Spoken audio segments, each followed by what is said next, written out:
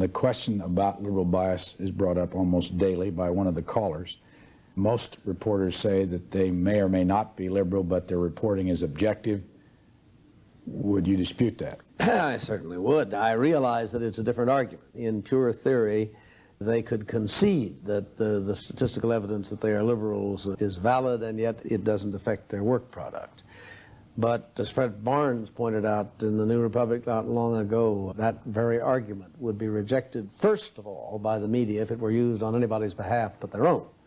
Suppose Union Carbide said, well, yes, it's true that we have interests in South Africa, but we don't let that interfere with our corporate attitudes, and you shouldn't take it into account in whether or not you should divest from our stock.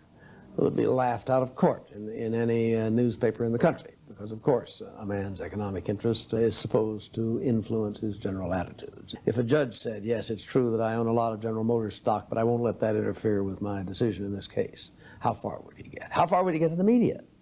And yet the media say, well, yes, it's true that the one study demonstrates, I think, quite clearly that in the 4 presidential elections of 1964, 68, 72, and 76, never less than 80% of a random selection of the people in the media elite voted for the Democratic candidate.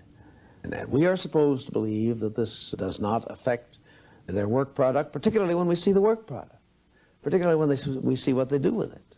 You know, these people are on the air. How do you get the results in the case of Nixon or other studies that were made of their handling of Reagan?